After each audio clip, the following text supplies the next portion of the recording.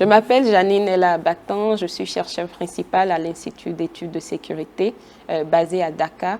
J'ai participé à la recherche soutenue par ADIACI qui a porté sur l'association et la résilience des femmes dans les groupes extrémistes violents au Mali et au Niger. L'objectif de la recherche menée par l'Institut d'études de sécurité au Mali et au Niger était de générer des données empiriques, non seulement sur l'association des femmes, mais aussi leur non-association, donc ce qu'on appelle la résilience des femmes à l'extrémisme violent au Mali et au Niger. Et on s'est focalisé sur deux groupes, donc la Katiba Massina qui opère au Mali, mais aussi dans des pays limitrophes, mais on s'est limité à la région de Mopti de Ségou au Mali, et au Niger, on s'est limité à la région de Difa, au groupe Boko Haram.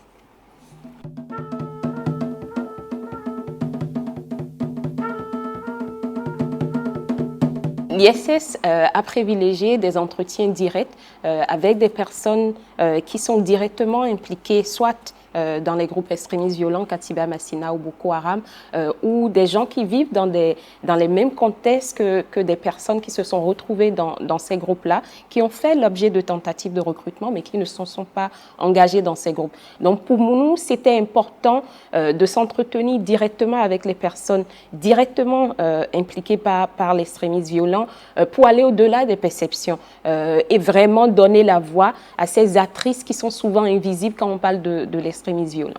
La méthodologie était pertinente parce qu'elle nous a permis d'aller au-delà des perceptions et de parler directement avec des gens qui sont au fait de l'extrémisme violent, qui vivent dans des contextes où les groupes sont présents, qui eux-mêmes se sont retrouvés soit de près ou de loin à collaborer ou bien à rejoindre ces groupes extrémistes violents, ou des gens qui ont fait des tentatives de recrutement et qui ont pris la décision de ne pas se retrouver dans ces groupes en développant des stratégies d'évitement ou des stratégies de résilience.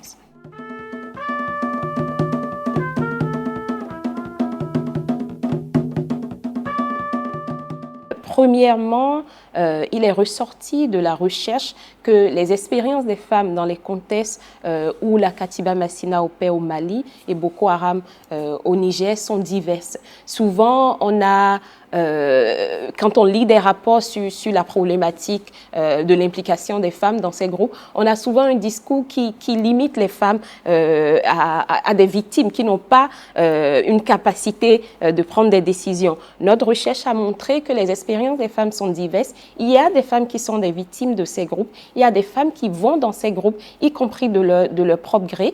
Il y a des femmes qui, après s'être associées avec ces groupes-là, décident de quitter les groupes. D'autres qui ne s'engagent pas du tout dans ces groupes-là ou qui influencent la décision de leurs proches, soit de rentrer dans ces groupes, de sortir de ces groupes ou de ne pas se retrouver associés à ces groupes. Le deuxième résultat qui est sorti de la recherche, c'est vraiment cette multitude de raisons qui poussent les femmes soit à collaborer avec les groupes ou à s'associer avec les groupes ou à ne pas le faire. Et on a documenté plusieurs raisons. Il y a des raisons liées à la protection, pas seulement la protection d'elles-mêmes, mais la protection de leur famille et de leur activité génératrice de revenus dans des contextes où les groupes sont présents et souvent soit l'État ne l'est pas, ou l'État est faiblement représenté, ou l'État est juste contesté. On a aussi documenté des raisons en lien avec la volonté de se venger. Dans le cas du Mali, par exemple, on a parlé avec des femmes qui ont décidé de collaborer avec la Katiba Massina pour se venger, parce qu'elles ont perdu un proche pendant des opérations antiterroristes et selon elles, pendant ces opérations, il y a eu des violations de droits de l'homme à l'endroit de leurs proches. Donc on a documenté plusieurs raisons comme ça qui vont au-delà des simples motivations qu'on met souvent de l'avant. Les femmes vont dans ces groupes parce qu'elles n'ont pas, elles sont pauvres, ou les femmes vont dans ces groupes parce qu'elles sont radicalisées.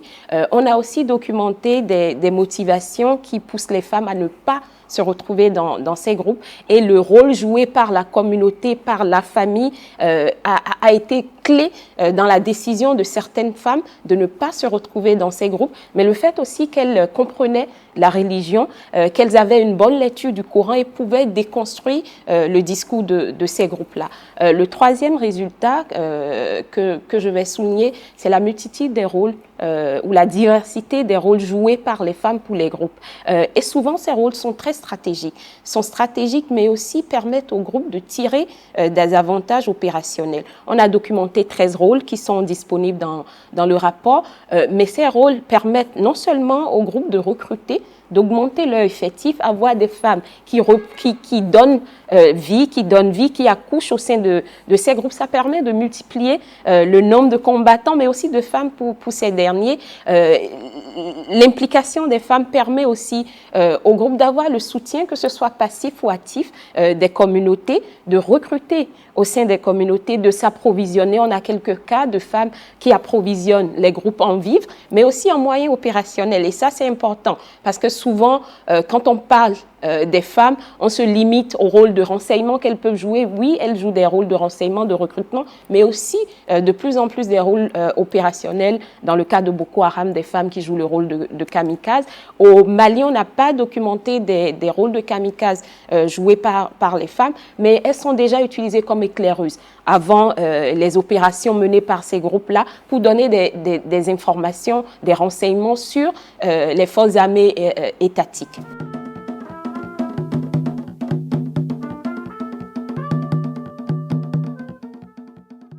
Nous avons été confrontés à plusieurs défis et le défi principal auquel on a été confronté a été d'ordre sécuritaire. Dans un contexte qui était marqué, qui continue d'être marqué d'ailleurs par la détérioration de la situation sécuritaire, des attaques qui continuent d'être menées par les groupes extrémistes violents, mais aussi d'autres acteurs de l'insécurité, l'état d'urgence, les opérations militaires. Donc ça a à certains moments eu un impact sur la collecte des données sur le terrain.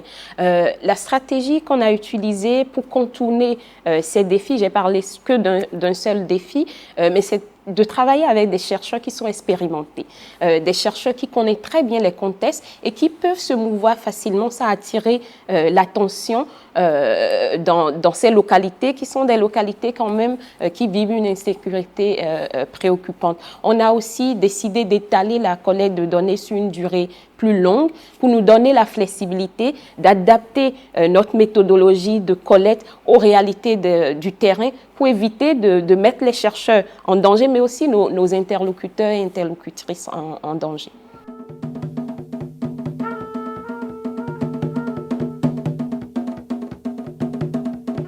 On a tiré plusieurs implications de la recherche, mais aussi des recommandations pour les décideurs. L'une des recommandations, c'est vraiment la nécessité d'aller au-delà d'une compréhension simpliste de l'implication des femmes. Les femmes ne sont pas que des victimes dans les contextes d'extrémisme violent, mais vraiment prendre en compte la diversité de leur expérience, le fait qu'elles sont des victimes, que souvent elles rentrent dans ces groupes-là, mais aussi que certaines font preuve de résilience, ne se retrouvent pas dans ces groupes. Donc vraiment prendre en compte cette diversité d'expérience, mais aussi de rôle que les femmes jouent pour ces groupes-là et les avantages que les groupes tirent de la participation des femmes. Il y a aussi cette nécessité, si les femmes sont impactées, si elles jouent déjà un rôle et que les groupes extrémistes violents voient que les femmes sont importantes dans leur stratégie, il est important aussi que les décideurs associent les femmes comme partie prenante, qu'on n'associe pas les femmes seulement pour faire des checklists, mais vraiment qu'on associe des femmes comme partie prenante et qu'elles participent à la prise de décision, à la mise en œuvre, mais aussi à l'évaluation des décisions qui sont prises. Et dernièrement, les solutions qui sont élaborées doivent être inclusives.